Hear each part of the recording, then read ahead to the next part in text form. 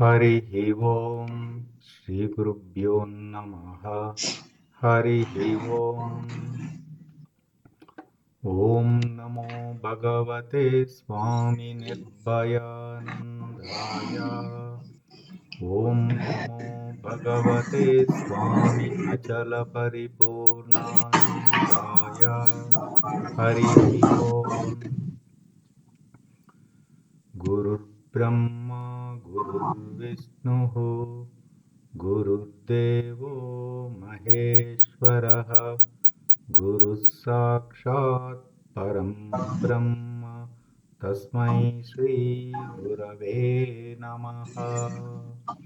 ब्रह्मानन्दं परमसुखदं केवलं ज्ञानमूर्तिं द्वन्द्वातीतं गगनसदृशं तत्त्वमस्यादिलक्ष्यम् एकं एकं नित्यं नित्यं निर्मलमचलं निर्मलमचलं सर्वधी सर्वदि साक्षिभूतं भावातीतं त्रिगुणरहितं सद्गुरुं तं प्रणमामि। ॐ नमो ब्रह्मादिभ्यो ब्रह्मविद्या साम्प्रदायकर्तृभ्यो वंशऋषिभ्यो ॐ सर्षिभ्यो महाभ्यो नमो गुरुभ्यः। सर्वोपप्लवरहित प्रज्ञानघन प्रत्यगर्तो ब्रह्मैवाहमस्मि अहं पदार्थरहितः। सदाशिवसमारभते श्रीमहाविष्णु सूर्य याज्ञावल्क्य जनक व्यास शुकयोगी सान्दीप श्रीकृष्णजगद्गुरुभ्यां शङ्करभगवत्पादाचार्यमध्यमाम् श्रीधर शिवरामाख्य कृष्णदेशिकवराभ्याम् मन्मडुपु सुब्बयार्य कोल्लिकोटयार्य गुरुप्रसादरावार्य स्वामी निर्भयानन्दाख्य अचलपरिपूर्णानन्दाभ्याम् अस्मदाचार्यपर्यन्ताम् वन्दे गुरुपरम्पराम्। ॐ सहनाववतु सहनौ सहनौ भुनक्तु सह भुनक्तु वीर्यं सह वीर्यं करवावहै करवावहै तेजस्विनावधीतमस्तु मा तेजस्विनावधीतमस्तु विद्विषावहै। ॐ शान्ति शान्ति शान्तिः। पूर्वमेव निरालम्बम् आग्नेयं च निर्गुणं तदा दक्षिणे नित्यशुद्धं चैव नैऋत्यो निरुपद्रवम् पश्चिमे निष्कलं चैव वायुवे च निरञ्जनम् उत्तरे च निराकाशो ईशान्यो निर्मलो भवेत् ऊर्ध्वश्च निराकारतः अधश्च निर्विकारतः अन्तर्बहिश्च सर्वत्र अचलोऽयं सनातनः। ॐ निर्भयानन्दाय विद्महे अचलपरिपूर्णाय धीमहि तन्नो परात्परप्रचोदयात्। ॐ साईश्वराय विद्महे सत्यदेवाय धीमहि तन्नः सर्वप्रचोदयात्।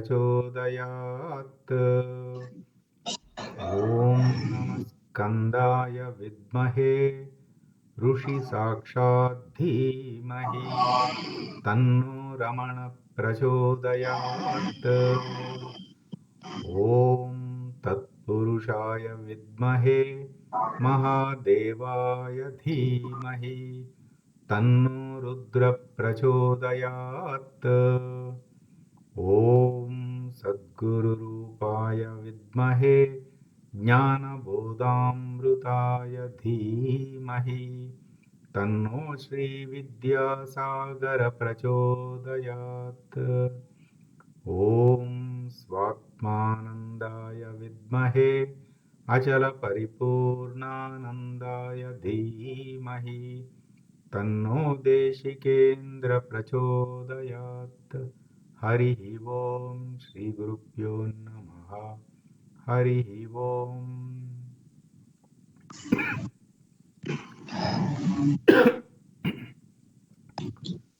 సాయిరామ్ అండి.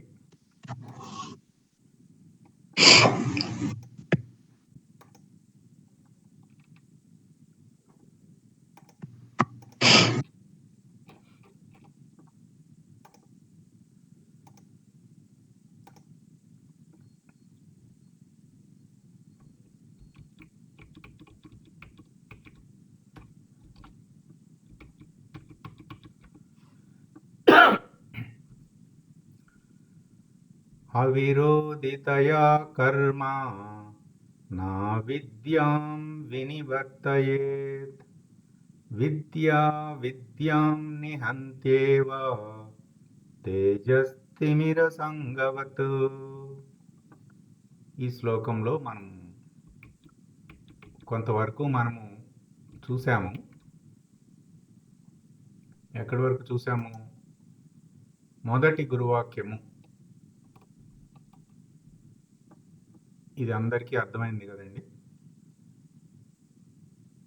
ఇక్కడ ప్రధానంగా గుణములు మనకి చెప్పుకోవటానికి ఊరికే సత్వము, రాజసికము, తామసికము అని ఉన్నది. కానీ ఇదంతా అయ్యాకే ఆ ప్రకాశాన్ని గుర్తించటం. అంటే మనం బాగా శ్వాసతో సమంగా జపం చేయాలి. ఆ గుణమాలిన్యం అంతా పోవాలి. ఆ ఆలోచన రాహిత్యం అవ్వాలి.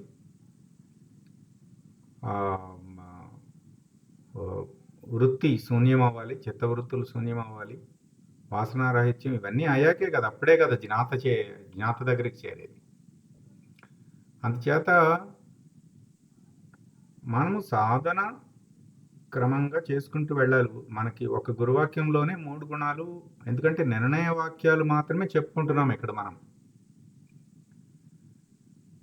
ఇప్పుడు ఈ ప్రోగ్రాం మనం ఎట్లా పెట్టుకున్నాము?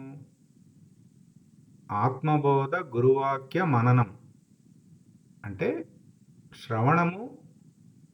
గురువుగారు చెప్పిన ఆత్మబోధ 189 ఎపిసోడ్స్ మనం శ్రవణం చేసి ఉండాలి. అందరూ వింటున్నారా? గురువుగారు చెప్పినవి వింటున్నారా? విన్నాను. నేను 2 విన్నాను. ఇప్పుడు అంటే స్టార్టింగ్ నుంచి మళ్ళా వింటున్నా. మీరు చెప్పాక దానికి దీనికి అన్వయిస్తుంది. మననం ముందు శ్రవణం ఉండాలి. ఇప్పుడు మనం 3వ శ్లోకం చెప్పుకుంటున్నాం కదా, నేను గ్రూప్లో పెట్టాను. 3వ శ్లోకము 5వ ఎపిసోడ్, 6వ ఎపిసోడ్, 7వ ఎపిసోడ్, 8వ ఎపిసోడ్ గురువుగారి బోధ. అవి అందరూ వినేసేయాలి, శ్రవణం అయిపోవాలి. అప్పుడు ఇక్కడ మననం మాట. మనం ఈ ప్రధాన ఉద్దేశం ఏమిటంటే ఈ కార్యక్రమంలో గురువుగారి బోధ ఏమిటంటే ఆ సూర్యనారాయణుడి వలన ఎలా అయితే వర్షం పడుతుందో అంత వర్షం పడుతుంది. మనం ఆ వర్షపు నీరుని ఒడిసి పట్టుకోగలగాలన్నమాట. అంటే ఆ బోధలో, ఆ గంట బోధలో ఉన్న సాధనా వాక్యాలు, స్వాంతన వాక్యాలు, ఆశీర్వచన వాక్యాలు, వాటిని మనం జాగ్రత్తగా పట్టుకోవాలి, గ్రహించాలి. గ్రహించి వాటిని మననం చేయాలి.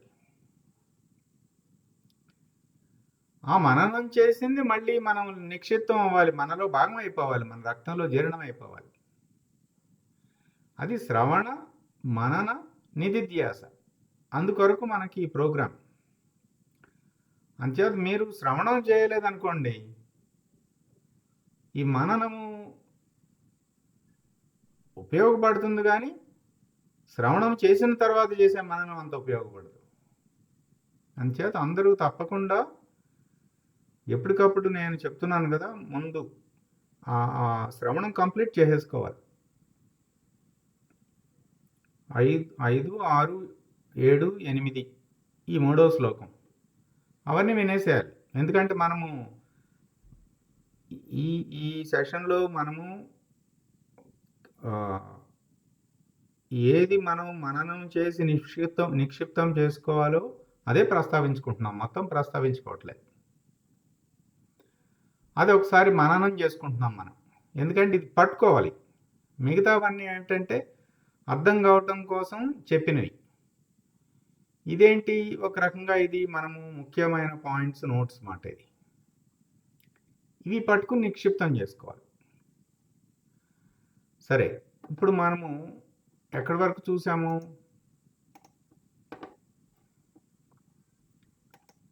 మూడవ శ్లోకంలో ఇప్పుడు ఈ గుణాలంటే ఏమిటో తెలుసుకున్నాము, గుణకర్మ సాధన కర్మ తెలుసుకున్నాము, జినాతగా ఉండాలని తెలుసుకున్నాము కదా.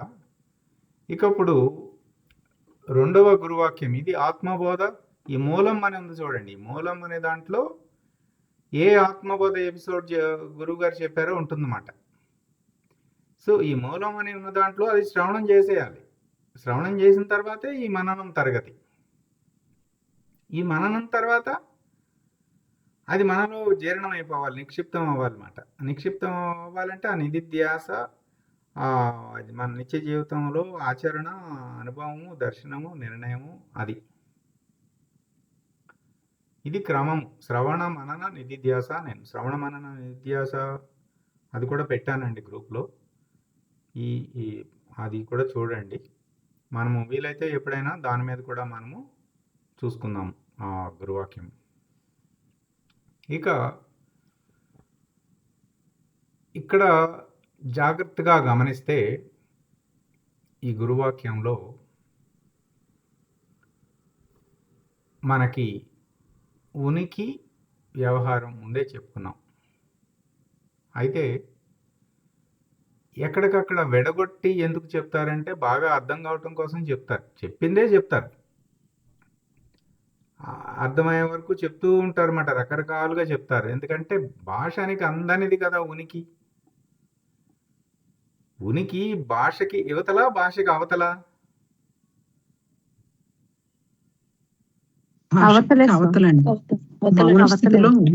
మరి ఈ మననం తరగతి అంతా మనం భాషతో కదా మనం చేస్తున్నది.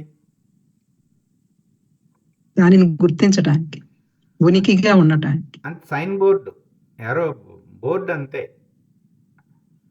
ఇక్కడ గుంటుపల్లి వెళ్ళుటకు దారి అని ఒక బోర్డు రాసిందండి, అంతే. అక్కడ వరకే దీని పని. ఆ గుంటుపల్లి వెళ్ళుటకు దారి అనే బోర్డు చూసి అటేపు నడవాల్సిన పని ఎవరిది? సాధకుడిదే. అందుకే బోధలు, ఈ మననము తరగతులు ఇవన్నీ కూడా మనము ఆ బోర్డుని క్లియర్గా చూపించడం కోసమే. ఎందుకంటే ఈ ఉనికి ఇంద్రియములకు అతీతమైనది. చూడండి, గుణములకు అతీతమైనది, నిరపేక్షము. చూడండి ఎన్ని రకాలుగా నిర్వచించారో. ఇది ఆధారం. ఇది దేని ఆధారంగా అయితే ఈ కనపడేవన్నీ, వినపడేవన్నీ, చూడబడేవన్నీ జరుగుతున్నాయో అది ఉనికి, అది ప్రకాశం. విద్య అనేది కూడా ప్రకాశమే. సంస్కృతంలో విత్ అనే ధాతు అంటే ప్రకాశం అని. ప్రమ అంటే ఉన్నది ఉన్నట్లుగా చూచుట. ఇది చాలా ముఖ్యమండి. సీ యాజ్ ఇట్ ఈస్, ఎలా ఉందో అలా చూచుట, యథార్థముగా చూచుట. అంటే నా శరీర ప్రాణ మనోబుద్ధులు చిత్తవృత్తులు చేత ప్రభావితమై చూడటము భ్రమకు ఆపోజిట్ ఏంటి? భ్రమ. అట్లా కాకుండా నా శరీర ప్రాణ మనోబుద్ధులు చిత్తవృత్తుల చేత ప్రభావితమైన, అంటే వాటి చేత పొల్యూట్ అవ్వట్లేదు. ఆ దృష్టి నా అంతఃకరణం చేత పొల్యూట్ అవ్వట్లేదు. అట్లాంటి దృష్టి భ్రమ, ఉన్నది ఉన్నట్లుగా కనపడుతున్నది అన్నమాట. భ్రమ, యాజ్ ఇట్ ఈజ్, యథార్థముగా. అలా ఎలా చూడాలంటే ఏ క్షణానికి ఆ క్షణంలో ఉండి చూడాలి. మళ్ళీ ఆ చూసేటప్పుడు గతము అన్నీ గుర్తుకు రాకూడదు, భవిష్యత్తు గుర్తుకు రాడదు. ఈ క్షణము కనపడినట్లుగా చూడాలన్నమాట. భ్రమ. నిరపేక్షం, ఇది మనము చెప్పుకున్నాం ఆల్రెడీ, అందరికీ తెలిసిందే కదా. కంపారిజన్ అనేది పోవాలి. ముందు మనకి మన ప్రధాన జాడ్యం ఇదే, ఈ కంపారిజన్. ఉనికి కంపారిజన్ లేదు. గుణ అతీతం, గుణములకు అతీతం. ప్రకృతి అంటే త్రిగుణములు కదా, గుణములకు అతీతం ఉనికి అనేది. ఈ మాట వలనే బుద్ధిగ్రాహ్యమతీంద్రియం, ఈ బుద్ధితోనే మనము ఇంద్రియములకు అతీతమును చూసే అవకాశం ఏర్పడుతుంది. ఎట్లా? సాధన కర్మ చేస్తే, గుణకర్మ చేస్తే గుణ సంగం అయిపోతుంది. బుద్ధి కర్మానుసారిణి గుణకర్మ చేస్తే, బుద్ధిగ్రాహ్యం అతీంద్రియం సాధన కర్మ చేస్తే. ఉనికిగా ఉంటే ముక్తి, వ్యవహారము ఆపోజిట్, ఆదేయం. దీని మీద ఆధారపడిన ఆదేయం. అక్కడ ప్రకాశం ఉంటే ఇక్కడ చీకటి ఉంది, అక్కడ విద్య అయితే ఇక్కడ అవిద్య, అక్కడ భ్రమ అయితే ఉన్నది ఉన్నట్లుగా చూడటం అయితే. భ్రమ అంటే ఏమిటండి? ఆపోజిట్ ఎవరైనా ప్రయత్నించండి. భ్రమకి ఆపోజిట్ భ్రమ. భ్రమ అంటే లేనిది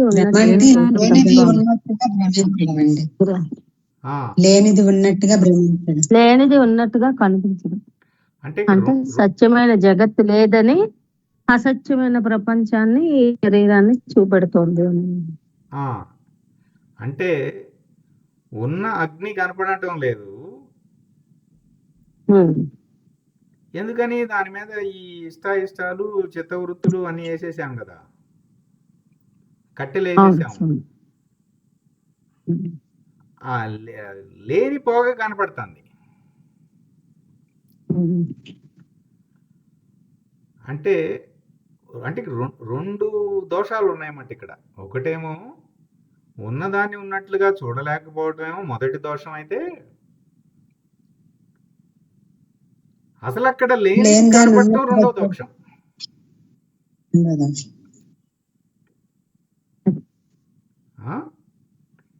అది భ్రమ. ఈ రెండు బుద్ధి దోషాలే. అగ్రహణము, అన్యదాగ్రహణం. మొదటి దోషం ఏంటి? అగ్రహణం. ఉన్నది ఉన్నట్లుగా కనపడటం లేదు, ఉన్న ప్రకాశం కనపడట్లేదండి. లేని చీకటి కనపడుతుంది, అన్యద ప్రపంచం కనపడుతుంది. అన్యదాగ్రహణం. దీన్నే ఆభాస, అధ్యాస. ఎన్ని రకాలుగా చెప్పినా జరుగుతున్నది ఇది. తర్వాత ఏమిటి, అక్కడ కంపారిజన్ లేదు, ఉన్నది ఒకటే కదా, ఒకే ఒక అద్వయం, ఏకం సత్ అద్వయం. ఎక్కడ కంపేర్ చేసుకుంటాం? కాశీలో ఉన్నవాడు కాశీకి వెళ్తాడు, వెళ్ళలేడు. కాశీలో ఉన్నానని గుర్తించడమే కుదురుతుంది అంతే. ప్రకాశ స్వరూపుడు ప్రకాశాన్ని ఎలా గుర్తిస్తాడు? గుర్తించడానికి ఏం ప్రయత్నం చేయాలి? ఏం కుదరదు, గుర్తించటమే. అట్లా ఈ ఉనికి వ్యవహారం ఎంత ఆపోజిట్. అవిరోధితయా కర్మ అంటే ఇది అవిరోధి. ఇక్కడ మనకి శ్లోకంలో చూడండి, అవిరోధితయా కర్మ. ఏంటది? ఈ కర్మ ఏమిటి? వ్యవహారం కదా కర్మ అంటే. మరి ఉనికి ఏమిటి? ఆపోజిట్. ఉనికి ఉండుట. ఆపోజిట్, అది విరోధి. అవిద్య ఈ కర్మ ఒకే జతలో ఉన్నాయి. ఈ విద్య అవిద్య అనేది ఏమో విరోధి మాట. అంటే వెలుగు చీకటి, ఉనికి వ్యవహారం. అట్లాంటప్పుడు అవిరోధితయా కర్మ నా అవిద్యాం వినివర్తయేత్. కర్మ అవిద్యని నాశనం చేయలేదు. ఎందుకని? మనకేదో సామెత ఉంది కదా, జోగి జోగి రాసుకుంటే బూడిద రాలిందని. ఆ వ్యవహారాన్ని ఏం చేస్తుందండి? వ్యవహారంలో నువ్వు ఎన్ని చేసినా, ఎన్ని చీకటి గుహలో చప్పట్లు కొట్టినా, డాన్స్లు వేసినా, ఎన్ని చేసినా వెలుతురు రాదు. ఎందుకంటే అది వ్యవహారమే, ఇది వ్యవహారమే. అందుచేత ఈ మనము ఎంత బహిర్ముఖంలో ఎంత ప్రయత్నించినప్పటికీ అది డైరెక్ట్గా ఉపయోగపడదు.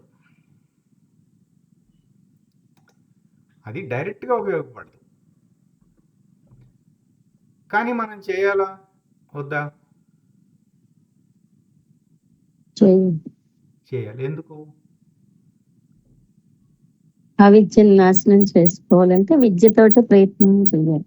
అంటే ముందు ఇవన్నీ, ఈ గుణమాలిన్యము ఇవన్నీ పోగొట్టుకోవాలి కదా. మనసు ఇష్టాలు ఇవన్నీ మాలిన్యం బురద వేసుకుని వచ్చాను కదా, అనేక జన్మల నుంచి. అందుకని చిత్తశుద్ధి లేని శివ పూజలేలా అని చెప్పారు కదా వేమన. అంటే మొట్టమొదట మనకి ముందు ఒక్కటి గుర్తుపెట్టుకోండి, నిర్మల హృదయము, స్పష్టత, ఈ రెండు.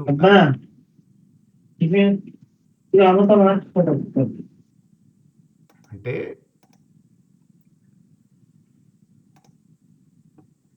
హృదయం నిర్మలంగా ఉండాలి,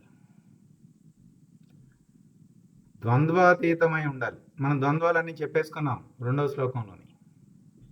సుఖ దుఃఖాలు, ఇష్టాయిష్టాలు, జ్ఞానాజ్ఞానాలు చిత్తవృత్తుల వలన సాపేక్షము. ముందు అవన్నీ పోగొట్టుకోవాలి కదా. మనం పోగేసుకుంది మనమే కదా. అందుకని ముందు ఈ బురదంతా కడిగేయాలి, మాలిన్యం అంతా పోవాలి.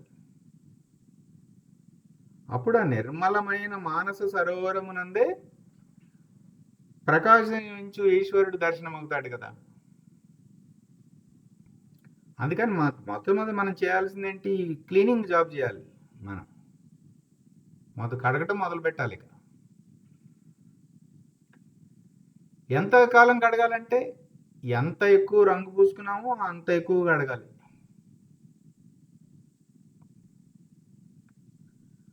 కడుగుతూ మనకి కడుగుతూ ఉండగా రామకృష్ణ పరమహంస ఏం చెప్పారంటే, ఒక గ్లాసులో రంగు నీళ్ళు ఉన్నాయండి, వాటిని స్వచ్ఛమైన నీళ్లుగా చేయాలంటే ఏం చేయాలి?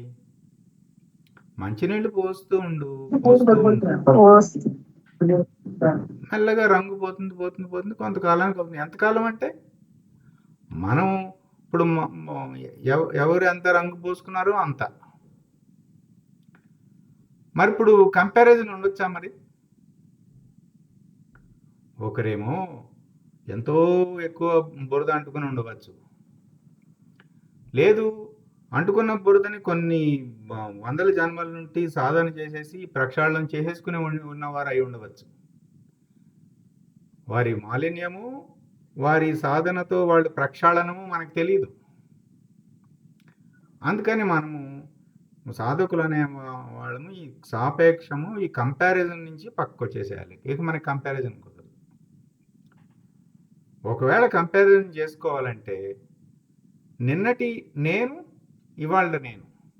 నిన్న అంత చక్కగా నేను సమయాన్ని అన్ని కర్మలను సాధన కర్మగా చేయలేకపోయాను, ఈరోజు నిన్నటి కన్నా బాగా చేస్తాను అని ఆ కాంపిటీషన్, ఆ పోటీ తత్వం అనేది మనతో మనకే ఉండాలి. మనతో మనకే పోటీ. అప్పుడు మంచిదే, పోటీ తత్వం ఉపయోగపడుతుంది. అప్పుడు హెల్తీ కాంపిటీషన్ అన్నమాట, అది మంచిది. అంతేకాని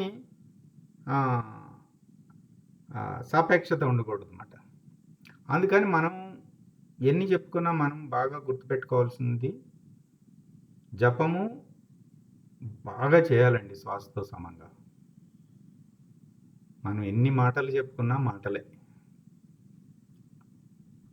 ఉపదేశం ఉన్నవారు ఉపదేశ మంత్రము, ఉపదేశం లేనివారు ఇష్టదైవ మంత్రము, ఏవో ఒకటి, నారాయణ మంత్రము, ఈశ్వర మంత్రము, జగన్మాత మంత్రము, ఏదో ఒకటి వారి ఇష్టదైవం పేరు. శ్వాసతో సమానం జపం చేయటమే చేయటం చేయటమే చేయటం. చేసేటప్పుడు ఎట్లా చేయాలి? కర్మగా చేస్తున్నామా, వ్యవహారంగా చేస్తున్నామా, ఉనికిగా చేస్తున్నామా? చాలా చాలా జాగ్రత్తగా పట్టుకోవాలి ఇక్కడ. లేదంటే మళ్ళీ అది కర్మై కూర్చుంటుంది.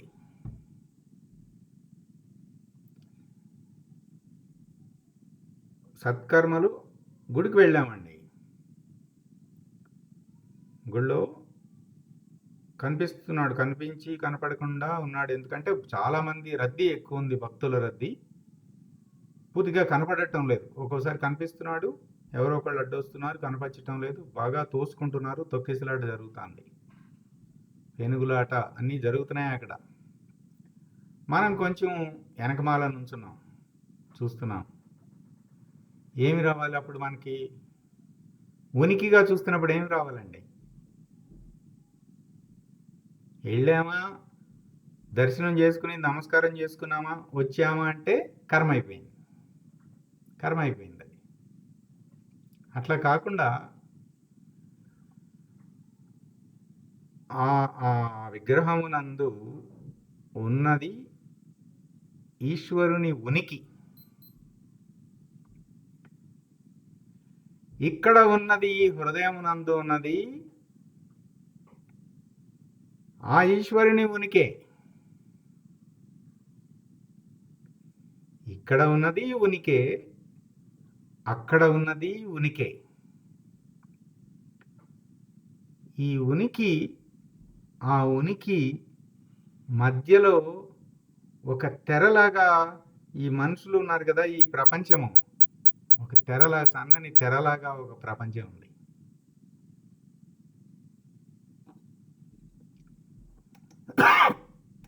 ఇది మనకి తులసమ్మ గారు చక్కగా మనకి ఏకశ్లోకి పంపారు కదా గ్రూప్లో. ఒకసారి అది చూద్దామండి.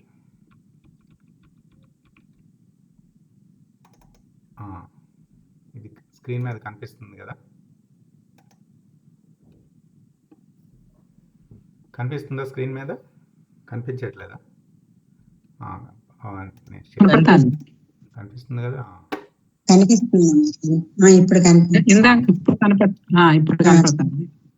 ఇక్కడ ఉన్నది ప్రకాశమే, ఇక్కడ ఉన్నది ఎప్పుడు దర్శించుకునేటప్పుడు ఇక్కడ ఉన్నది ప్రకాశమే.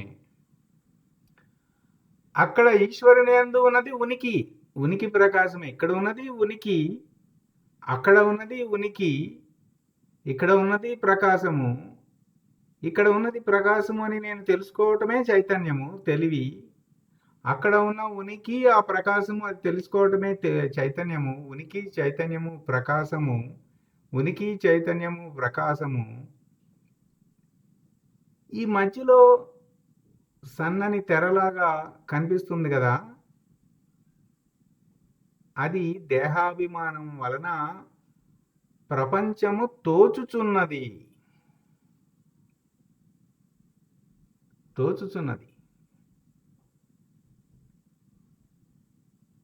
అదే చూడండి. హరిహం స్వామి, ఒక్కసారి ఈ వాక్యం మళ్ళా రిపీట్ చేయరా ప్లీజ్. మనము చక్కగా అక్కడ ఉన్నది ప్రకాశమే, ఇక్కడ ఉన్నది ప్రకాశమే, అంతవరకు. ఈ ఏకశ్లోకి చూసుకుందాం మనం చక్కగా. చూడండి, గురువు ఎవరు? శంకర భగవత్పాదులు మాటది, నాయనా నీకు బయట ప్రపంచం కనపడుతుందా? సాధకుడు, కనపడుతుంది. దేనివల్ల కనపడుతుంది? కళ్ళుండబట్టి కనపడుతుంది. కళ్ళుండబట్ట, కంట్లో ప్రకాశం ఉండబట్ట, కంట్లో ప్రకాశం ఉండబట్టే. కంట్లో ప్రకాశం ఉండబట్ట, సూర్యప్రకాశం ఉండబట్ట. అంటే మనము ఎలక్ట్రిక్ లైట్ అయినా, సూర్యుడి పగలు లైట్ అయినా, ఎలక్ట్రిక్ లైట్ నుంచి కూడా సూర్య శక్తి నుంచే వచ్చింది కదా, అట్లా అన్నమాట. సూర్యప్రకాశం వల్లనే. కాబట్టి ప్రపంచం ఎందుకు కనిపిస్తుంది? ప్రకాశం ఉండటం వల్లనే కనిపిస్తుంది. అంటే మనం ఏదన్నా చూడాలంటే ప్రకాశం ఉండాలి. అది మొట్టమొదటి నిర్ణయం అన్నమాట. ప్రకాశం లేకుండా చూడటం కుదరదు కదా. అంటే కాబట్టి ప్రపంచం కనపడాలంటే ఆధారం ఏమిటి? ప్రకాశం. ఇప్పుడు చూడండి, ఇది మొదటి మెట్టు. ఇక్కడ వరకు తెలిసింది కదా. కనపడాలంటే ఆధారం ప్రకాశం. ఇక్కడ వరకు అర్థమైంది అందరికీ? అర్థమైంది కదా. కనపడాలంటే ప్రకాశం ఉండాలి, లేకపోతే చూడలేం. అర్థమైంది కదా. అర్థమైంది. ఇక రెండో మెట్టు ఎక్కిస్తున్నారు చూడండి. నాయనా, నీ లోపల నీకు ప్రపంచం ఉందా? లోపల ప్రపంచం అంటే ఏమిటి? ఈ ఇష్టాలు బయటవా లోపలవా? బయట ఉన్న వాటి కోసం లోపలవే. లోపలే ముందు ఫిక్స్ అవుతాయి. ఈ సుఖ దుఃఖాలు, ఈ ఇష్టాలు, ఈ జ్ఞాన అజ్ఞానములు, ఆ వాసనలు ఇవన్నీ లోపలే కదా పెట్టుకున్న వాళ్ళు. మన లోపల ప్రపంచమే కదా. నిజానికి మనము బయట ప్రపంచాన్ని గుర్తిస్తున్నామంటే మనం ఆల్రెడీ ఇంతకుముందు తరగతుల్లో చూసేసామండి. మనలో ఆ లక్షణం ఉండబట్టే ఆ లక్షణాన్ని బయట గుర్తిస్తున్నాం. గుర్తుందా మీకు? అది చెప్పుకున్నాం మనం. అవునండి. అందుకని అంతకు ముందు కూడా వినాలి, అప్పుడే కంటిన్యూటీ ఉంటుంది. మనలో లక్షణము ఉండబట్టే ఒక వ్యక్తి మరొక వ్యక్తిని ఇష్టపడుతున్నాడు అంటే, బాహ్యంగా ఇష్టపడుతున్నాడంటే, ఆ బాహ్యంగా కనిపించే మరో వ్యక్తిలోని లక్షణాలపై అభిమానం ఇతని మనస్సు లోపల ఉన్నది, ఇతని బుద్ధి లోపల ఉన్నది. నిజానికి ఇతను ప్రేమిస్తున్నది ఆ మంచి లక్షణాలని, తన మనసులో ఉన్న మంచి లక్షణాలని. ఆ మంచి లక్షణములకు మ్యాచ్ అయిన ఒక మనిషి బయట కనిపించాడు కాబట్టి ఆ మనిషిని ఈ వ్యక్తి ఇష్టపడ్డాడు. నిజానికి అక్కడ జరిగింది ఏమిటి? తనలోని ప్రపంచానికి బయట ప్రపంచం మ్యాచ్ అయిందంతే. అంటే ఏంటి? ఎవరికి వారికి వారి ప్రపంచం లోపల ప్రపంచం ఉందా లేదా? మనం అనుకుంటున్నాం బయట ప్రపంచం అని. నిజానికి మనం చూస్తున్నదంతా మన లోపలి ప్రపంచాన్ని మనం బయట చూస్తున్నాం. మిగతా కనపడదు. అవును. అందుకే చూడండి, ఇప్పుడు మనం ఏదైనా ఊరు వెళ్ళామండి, ఊరు వెళ్తే ఒక్కొక్కరికి అందరము బస్ స్టాండ్లో రైల్వే స్టేషన్ నుంచో ఆ హోటల్కి వెళ్తున్నాం అనుకోండి, ఈ మధ్యలో అటు ఇటు చూస్తాం కదా, ఒక్కొక్కరు ఒక్కొక్కటి చూస్తారు, గమనించండి. ఉమ్, ఒకరేమో పిల్లలేమో ఆట వస్తువుల షాపులు అవి చూస్తారు, కొంతమంది ఏమో ఇక్కడ ఇక్కడ అదేమిటి రిలయన్స్ మింత్రా ఉంది, రిలయన్స్ ట్రెండ్స్ కూడా ఉంది ఊళ్ళో, డిమార్ట్ ఉంది, ఇవి అంటే వాళ్ళకు కావాల్సిన ప్రపంచం. ఇంకో వాళ్ళేమో ఇక్కడ మంచి స్ట్రీట్ ఫుడ్ ఉంది, రెస్టారెంట్స్ ఉన్నాయి, ఇవి ఉన్నాయి, ఇక్కడ అది కూడా ఉంది. అంటే వారి లోపల ఉన్నది వారు చూస్తున్నారు, అదే ఊరు. అంటే మనసు లోపల ఏదైతే ఇష్టం అని ఉంటుందో అదే బయటకు కనిపిస్తుంది అండి. అంతే. మనమేదో ప్రపంచం అని చెప్పుకుంటున్నాం కానీ నిజానికి ఆ జగత్తు ఈ జీవుని నుండి వచ్చినదే. ఆ జగత్తు జీవునకు భిన్నము కాదు, మనలో నుంచి వచ్చినదే ఆ జగత్తు. ఇప్పుడు రెండో మెట్టు చూడండి. నీ లోపల నాయనా, నీ లోపల నీకు ప్రపంచం ఉందా? ఉంది. నీ లోపల ప్రపంచం ఉందని ఎలా చెప్పగలవు? కలలో నాకు కనబడుతున్నది కాబట్టి ఉన్నది. నీ లోపల ప్రపంచం నీకు కనపడాలంటే ప్రకాశం ఉండాలా వద్దా? మరి అంతకుముందు మన నిర్ణయం చేసి పడేసాం కదా. ఏమని చేసి పడేసాం? కనపడాలంటే ప్రకాశం ఉండాలని నిర్ణయం చేసేసాం. మరి ఇప్పుడు లోపల కనపడుతుందని చెప్పాం కదా, లోపల కనపడాలంటే మరి లోపల కూడా ప్రకాశం ఉండాలి కదా. అందుకని అంతకుముందున్న నిర్ణయాన్ని వాడి ఉండాలి అనేసాడు. సరే, అంటే ఇప్పుడు నీ లోపల ఏముంది?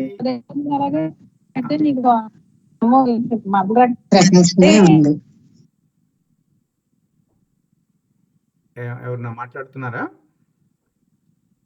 లేదండి, అంటే లోపల ఏముందంటే ప్రకాశమే ఉంది. అంటే మొదటి నిర్ణయం ఏమిటి? ఏదైనా కనిపించాలంటే ప్రకాశం ఉండాలి. రెండో నిర్ణయం ఏంటి? నీకు లోపల కనిపిస్తుంది అంటున్నావు కదా, లోపల కనిపించాలంటే మరి లోపల కూడా ప్రకాశం ఉండాలి కదా. కాబట్టి నీ లోపల ఏముంది? ప్రకాశమే ఉంది. నీ బయట ఏముంది? ప్రకాశమే ఉంది. ఇక్కడతో రెండో మెట్టు ఎక్కిచ్చేసారండి. ఇక్కడ వరకు అర్థమైందా? రెండో మెట్టు అర్థమైంది కదా. లోపల ప్రకాశం ఉంది, బయట ప్రకాశం ఉంది. ఎందుకంటే బయట కనపడుతుంది, లోపల కనపడుతుంది కదా. నీ లోపల ప్రకాశమే ఉంది, నీ బయట ప్రకాశమే ఉంది. ఉన్నదంతా ప్రకాశం అయితే ప్రపంచం ఎక్కడుంది అని ప్రశ్న వేశారు గురువుగారు. అంటే ఆలోచన రేకెత్తించారన్నమాట. నువ్వేదో ప్రపంచం కనపడుతుంది అంటున్నావు కానీ బయట ప్రకాశమే ఉంది కదయ్యా, లోపల ప్రకాశమే ఉంది కదయ్యా. మరి ప్రపంచం అనేది అసలు ఎక్కడుంది? లోపల బయట ఉంటే. అప్పుడు సాధకుడు ఏమన్నాడు, ఏమండి మీరు నిరూపిస్తున్నారు కానీ ఈ ప్రపంచం నాకు కనిపిస్తుంది కదండి అని అన్నాడనమాట. అంటే అప్పుడు నీకు దేహాభిమానం అంటే శరీరంతో కలిసిపోయావు కాబట్టి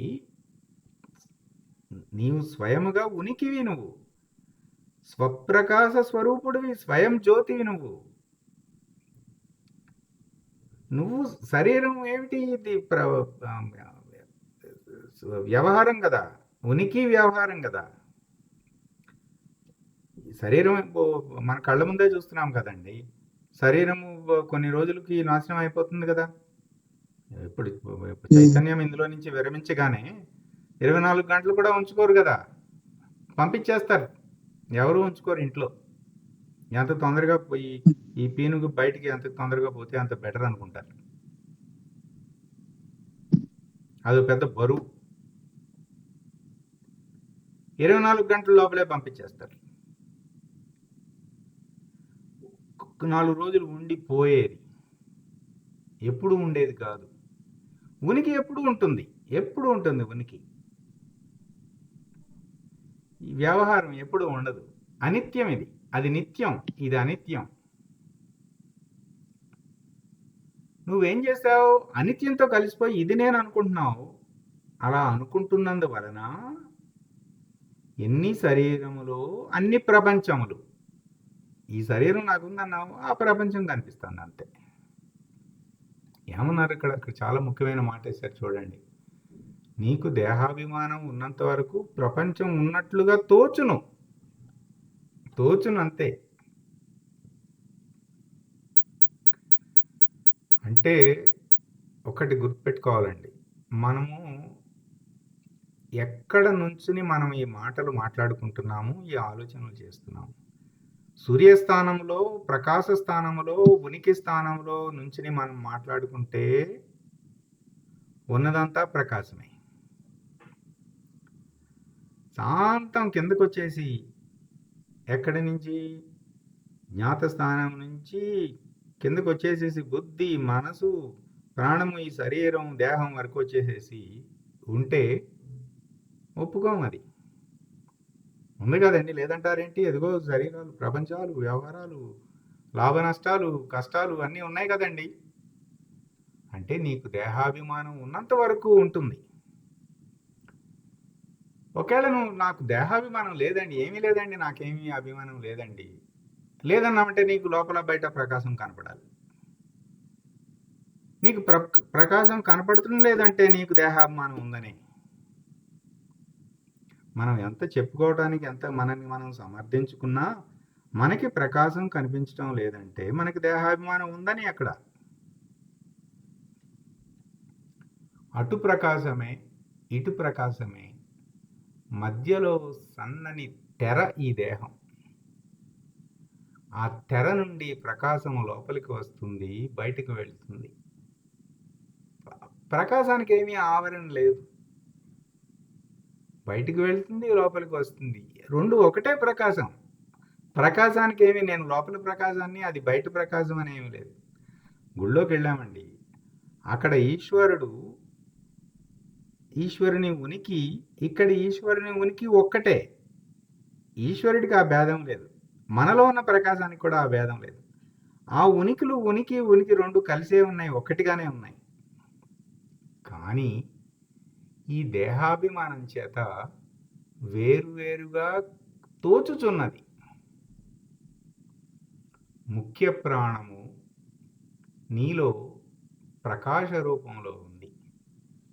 ఆ ప్రకాశము రక్త ప్రసరణతో కలిసి వెళుతుంది. రక్తం ఎలా ఉంటుందండి? ప్రకాశం, ఎంత ప్రకాశం, రక్తం ఎర్రగా ప్రకాశిస్తూ ఉంటుంది కదా. నీ దేహంలోని అన్ని అవయవాలలో ప్రకాశం వలన జీవ పరిణామం జరుగుతుంది. మొత్తం మనం ఆహారం తిన్నామంటే నోట్లో పెట్టుకోగానే నోట్లో సలైవా, ఆ కెమికల్స్ అన్నీ వచ్చేస్తాయి. మనం తిన్న ఆహారాన్ని అరిగించడానికి కావలసినవన్నీ నోట్లోనే పుడుతున్నాయి, ఆ లాలాజలంలోనే వచ్చేస్తున్నాయి అప్పుడే. అందుకే నమిలి తినాలని చెప్తున్నారు కదా.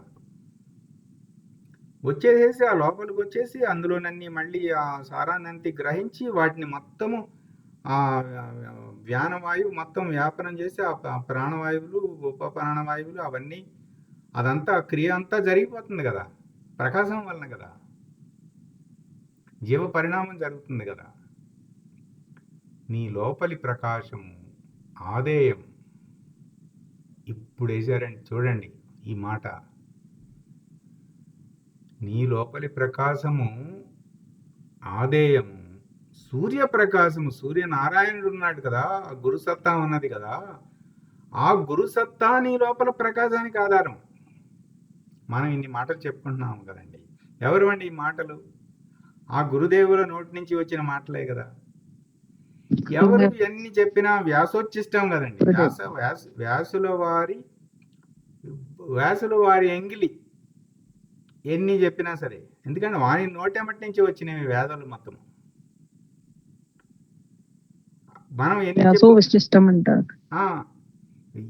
గురువులు చెప్పేవన్నీ కూడా వేదాంతం నుంచే కదా. మనం కూడా మన గురువు గారు చెప్పినవే కదా మనం మననం చేసుకుంటున్నాం. మనకేమన్నా కొత్తగా తెలుసండి ఇవన్నీ? ఈ చెప్పుకున్న మాటలన్నీ గురువు గారి బోధల్లో నుంచి మనం నేర్చుకున్నవే కదా. మనం ఏమైనా సృష్టించామా? మనము ఉన్నదాన్ని గుర్తించామంతే. ఉన్న గురువాక్యమును మనం గుర్తించి గ్రహించి మనం మాట్లాడుకుంటున్నాం, అంతేగాని మనం ఇక్కడ కొత్తగా జ్ఞానం ఏమైనా సృష్టించామా? అందుచేత ఇక్కడ మళ్ళీ మూలం ఏమిటి? ఆ సూర్యప్రకాశము ఆధారము అని, అంటే బ్రహ్మనిష్ట వరకు చెప్తున్నాడు ఇక్కడ. కనుక మానవులందరూ సూర్యోపాసన చేయాలి అనేది ఇక్కడ సాధనా వాక్యం మాట. ఇది ఇట్లా ఆ వ్యక్తికి అర్థమైంది. ఇప్పుడు మనము ఆ గుడిలో ఉన్నప్పుడు ఏకత్వ భావనతో దర్శించాలండి. ఎందుకని? మనం సాధకులం, జ్ఞాన మార్గ సాధకులం. మనం ఉన్నది ఉన్నట్లుగా, ఉన్నది ఉన్న ఉనికిని ఉన్నట్లుగా గుర్తించుతూ ఆ దృష్టితో జీవనము నడుపుతున్న సాధకులం మనం. మనము ఈ మధ్యలో ఒక సన్నని తెరవలే ఈ మనలో కొంత ఆ దేహాభిమానము శరీరం ఉన్నంత వరకు ఉంటుంది, ఎంతో కొంత ఉంటుంది, ఎక్కువ తక్కువ ఉంటుంది. దానివలన ఈ అష్టతనువులు కదా, విషుడు, తైజసుడు, ప్రాజ్ఞుడు, ప్రత్యేగాత్మ, విరాట్, హిరణ్యగర్భ, అవ్యాకృత, పరమాత్మ, అష్టతనువులు. స్థూల, సూక్ష్మ, కారణ, మహాకారణం, వ్యష్టి మరియు సమిష్టిలో. అంటే ఎన్ని శరీరాలు అన్ని ప్రపంచాలు. శరీరం ఉన్నంత వరకు ఆ ప్రపంచం ఉంటుంది. అందుచేత విచారణతో మనము ఉన్నది ప్రకాశము అని విచారణతో నిర్ణయం చేసి మనము సంధ్యా సాధనలోను మన నిత్య జీవితంలోను అట్లా ఉండాలి. ఈ ఉండటానికి సహకరించేవి పారాయణలు, స్తుతులు, జపము, రామకోటి రాయటం అనండి, ఏదైనా ఉనికిగా ఉండుటకు చేయు ప్రయత్నం మాట. అది సాధనా కర్మది.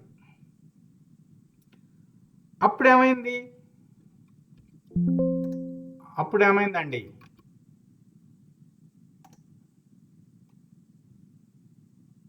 కర్మని స్వరూప జ్ఞానంలో చేస్తున్నాం మనం. వెంగళం చెరువులో హోమం చేస్తున్నామండి. అలాగే దృష్టిని భ్రూమధ్యం మీద పెట్టాలి. మనసుకేమి పని చెప్పేశాము? శ్వాసతో సమంగా జపం చేయటం. బుద్ధికి ఏం చెప్పాము? ఏది ప్రధానము? స్వరూప జ్ఞానం ప్రధానం అని చెప్పాము.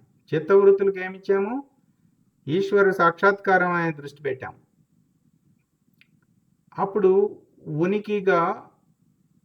ఉనికిని గుర్తిస్తూ హోమం చేస్తున్నామండి. మనకి పౌర్ణమికి హోమం జరుగుతున్నది కదా. మనకి జరుగుతున్నప్పుడు దృష్టిని భ్రూమధ్యంలో పెట్టి యజ్ఞ ద్రవ్యములు యజ్ఞము చేయువాడు ఆహుతి తీసుకుంటున్నది ఎవరండి?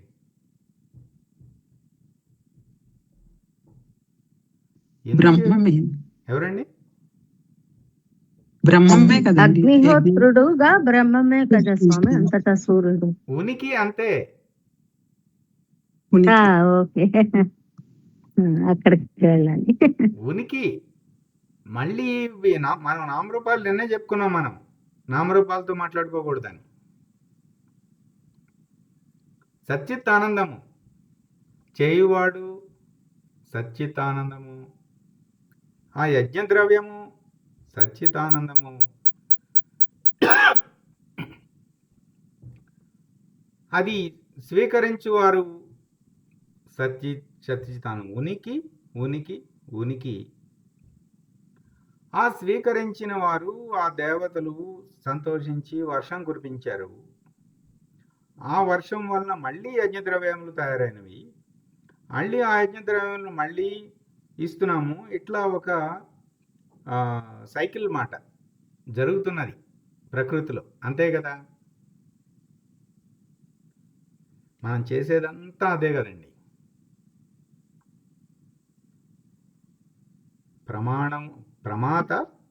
ప్రమాణము ప్రమేయం. ఇది జరుగుతున్నది, వ్యవహారము జరుగుతున్నది. ఈ త్రిపుటికి సాక్షి ఎవరు? ఉనికి. ఉనికి అంతే. వ్యవహారము జరుగుతున్నది.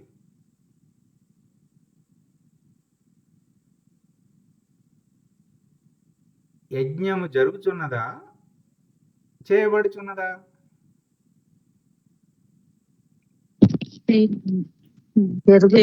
ఉనికిలో జరుగుతుంది, జరుగుతున్నదండి. జరుగుతుంది అది. ఇప్పుడు ఈ గురువాక్య మననము, సత్సంగము చేయబడుతున్నదా, జరుగుతున్నదా? జరుగుతున్నది అంతే. ఇట్లా అంత జరుగుతుంది. ఉనికి చేస్తున్నాము అంటే అది శరీర భావం కింద వచ్చేస్తుంది. అంతే. ఉనికిని గుర్తిస్తూ, ఉనికిని మాత్రమే గుర్తిస్తూ, ఉనికే లక్ష్యముగా అప్పుడు చేసి చేయని వాడు అయిపోతున్నాం, చూసి చూడని వాడిని అయిపోతున్నాం, మాట్లాడిన వాళ్ళం అయిపోతున్నాం, రాసి రాయని వాళ్ళం అయిపోతున్నాం. ఎన్నైనా చెప్పుకోండి, నాహంకర్త మాట. ఇక అక్కడ నిరపేక్షం, నాహంకర్త, జ్ఞాతగా స్వప్రకాశ ఉనికిని గుర్తిస్తూ. అట్లా ఇది ఎప్పుడు జరుగుతుంది అంటే, మనం బాగా గుర్తుపెట్టుకోవాల్సింది, సాధనగా మనము శ్వాసతో సమంగా జపము, దృష్టి భ్రూమధ్యమున ఉండవలెను, శ్వాసతో సమముగా జపం చేయవలెను. ఇక ఈ శ్వాసతో సమంగా జపం చేస్తే ఇక ఆలోచనలు వచ్చే అవకాశం లేదు. ఎందుకంటే ఖాళీ ఇవ్వట్లేదు, మధ్యలో ఏమీ రాదు. ఒకవేళ ఎప్పుడైనా వచ్చినా వెంటనే దాన్ని గుర్తిస్తే, దాన్ని చూస్తే అది మళ్ళీ అణిగిపోతుంది. దాని ఇంకా చూడాలి, మనం సాక్షిగా చూడాలి. లేచేవా, అమ్మో నువ్వు నా చూసావా, అణిగిపోతుంది అంతే. ఈ శరీర ప్రాణములు సామాన్యంగా ఉంటున్నాయి, మనసు జపం చేస్తున్నది, బుద్ధికి ఆ విచారణ, ఆ జ్ఞానము, ఆ చిత్తవృత్తులకి ఈశ్వర సాక్షాత్కారం అనే లక్ష్యం వైపు పెట్టాం. ఇక చిత్తవృత్తులు ప్రభావితం చేయలేవు. ఆ సంస్కారములు, ఆ వాసనలు అవన్నీ ఉన్నాయి కదా, అవి ప్రభావం చేయజాలు. ఎందుకంటే ఈశ్వర సాక్షాత్కారమే లక్ష్యంగా పెడుతున్నాం కదా అక్కడ. అప్పుడు ఏమైపోయింది? నిష్కామ కర్మ అయిపోయింది, కర్మఫల త్యాగం కూడా అయిపోయింది, నాహంకర్త అయిపోయింది. నాహంకర్త, నాహం భోక్త, అసంగత్వము అన్నీ అయిపోయాయి. చాలా ముఖ్యమైన మాటలండి. నాహంకర్త, నాహం భోక్త, అసంగత్వం. ఎప్పుడైతే ఇట్లా ఉన్నా ఉండుట అంతే. ఇట్లా చేయగా ఆ జపమే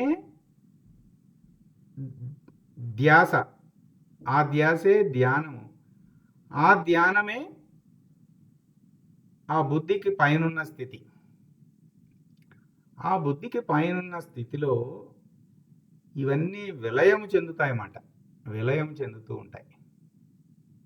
అప్పటికి వెళ్ళాక ఇక శరీరము, ప్రాణము, మనసు జపం చేయాల్సిన అవసరం కూడా ఉండదు. కానీ అది జరగాలి. మనము మనంతట మనం జపం ఆపటం కాదు, జపం అజప అయిపోవాలన్నమాట. మనము ధ్యానాన్ని ఆపటం కాదు, దానంతట అదే ఆ మనసు, శరీర, ప్రాణ, మనోబుద్ధులు లయమైపోవాలి. ఎందులో లయమైపోవాలి? జ్ఞాత స్వప్రకాశంలో లయమైపోవాలి, గురు సత్తాలో లయమైపోవాలి. నేను లేననాలి. ఈ చివరి శరీర, ప్రాణ, మనోబుద్ధి, చిత్తము చివరేముంది? అభిమానం ఉంది. నేను నేను నేను నేను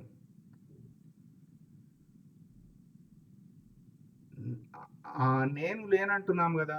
నేను లేను, ఉన్నది నీవే, అంతయు నీవే అంటున్నాం కదా. అంతయు నీవే అన్న శరణాగతి భావన అభిమానాన్ని పోగొట్టుకోవడానికి ఉపయోగపడుతుంది. అందుకని చతుర్వేద శుశ్రూషలు ఉపయోగపడతాయి. అందుకని శ్రవణ మనన సాధనా చతుష్టయ సంపత్తిని వాడుతున్నాము, శ్రవణ మనన నిధిధ్యాస చేస్తున్నాము. అక్కడ ఎప్పుడైతే చతుర్వేద శుశ్రూషలు మనం చేశామో, ఈ అభిమానం నేను లేనంటున్నాము కదా, అహంకారం కూడా పోయింది. ఎప్పుడైతే నేను లేమన్నామో, ఆ మధ్యలో దేహం ఉన్నదా? లేదు. అభిమానం లేదు కదండి, అభిమానం పోయింది, దేహాభిమానం పోయింది. అది కూడా లేదు కదా. నేను లేనప్పుడు దేహం లేదు, దేహాభిమానం కూడా లేదు. అంతే. లేకపోయేసరికి అది ఏమైంది? మరొకసారి అది చూద్దాం. అది ఏకశ్లోకి. నేనే లేకపోతే ఈ నేనుకి అనుషంగికమైనవే కదండి ఇవన్నీ. ఆ నేను వాసనలు, నేను ఇష్టాయిష్టాలు, నేనువే కదా ఇవన్నీ. నేనుకే కదా ఈ అజ్ఞానం అంతా, అభిమానం అంతా. అదే లేకపోతే, అదే కరిగిపోతే అప్పుడు ఏమైంది? ఉన్నది ప్రకాశము. అది ఇక్కడ నిర్ణయ వాక్యం రాశారు చూడండి. ప్రతి గురు వాక్యంలో కింద నిర్ణయ వాక్యం ఉంటుందన్నమాట. అదంతా తెలుసుకుని మనం ఇదంతా విచారణ చేసి ఏం చేశాం? ఉన్నది ప్రకాశము. దేహాభిమానం అనే తెరచే ప్రపంచము ఉన్నట్లు తోస్తుంది, అంతే. ఉన్నది ప్రకాశం, ఉన్నది ప్రకాశం, అంతే. ఆర్ద్రం జ్వలతి అని ఒక బోధ ఉన్నది. ఇది బాగా శ్రవణం చేయండి. అది వెబ్సైట్లో ఉన్నది, యూట్యూబ్లో కూడా ఉన్నది. ఆర్ద్రం జ్వలతి, అందులో ఉన్నది ఇది. ఇట్లా గురువాక్యం ఇట్లా ఉనికిగా మనము దేవాలయానికి వెళ్ళినా, ఒక హోమం చేసినా, ఒక జపం చేసినా, ఒక పారాయణం చేసినా, ఒక సత్సంగంలో పాల్గొన్నా సరే, ఉనికిగా ఉనికిగా ఉండుట, లేని అహంకార అభిమానము, ఆ లేని చిత్తవృత్తులు అవి మనం వాడటం లేదు. వాడకపోతే మనం ఏమని చెప్పుకున్నాము? వాడకపోతే if you don't use we lose. Use చేయకపోతే లూజ్ అయిపోతాయి, వాడకపోతే అణిగిపోతాయి, అవన్నీ పోతాయి. లేనివి లేనట్లే పోతాయి, ఉన్నవి ఉన్నట్లుగా ఉంటుంది. అట్లా ఉన్న స్వప్రకాశ లక్షణాన్ని గుర్తించాలి. గుర్తించాలంటే అంతఃకరణలోకి దిగరాదు. ఆ గుర్తించిన జ్ఞానంతో కలిగిన నిర్ణయంతో నిలకడగా ఉండాలి. మెలకువలు ఇక్కడ చూడండి. ఇప్పుడు వరకు చెప్పుకున్నదంతా ఒక ఎత్తు అయితే, మెలకువలో కలలో ప్రకాశాన్ని మాత్రమే గుర్తుపట్టేటటువంటి అభ్యాసం చేయగా నిద్రలో కూడా ప్రకాశాన్ని గుర్తుపట్టవచ్చు. చిన్న నిద్రలో గుర్తుపడితే పెద్ద నిద్రలో కూడా గుర్తుపట్టవచ్చు. పునరావృత్తి రహితానికి ఉపయోగపడే వ్యవహారం మాత్రమే జరగాలి, సాధన కర్మ మాత్రమే జరగాలి. ప్రకాశమే నేను, వెతుకులాట, పరుగులాట, పెనుగులాట శమించిపోయినవి, శమము. ఇక ఈ నిద్ర ఇదొక చాలా పెద్ద సబ్జెక్టు. మనము నిదానంగా చెప్పుకుందాము.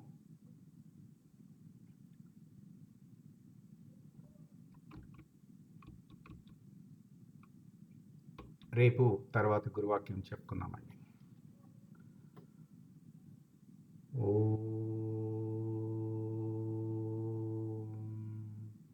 పూర్ణమద పూర్ణమిదం పూర్ణాత్ పూర్ణముదచ్యతే పూర్ణస్య పూర్ణమాదాయ పూర్ణమేవావశిష్యతే.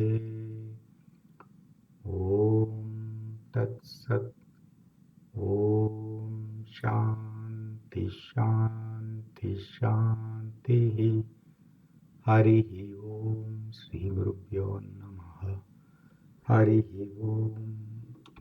సాయిరామ్.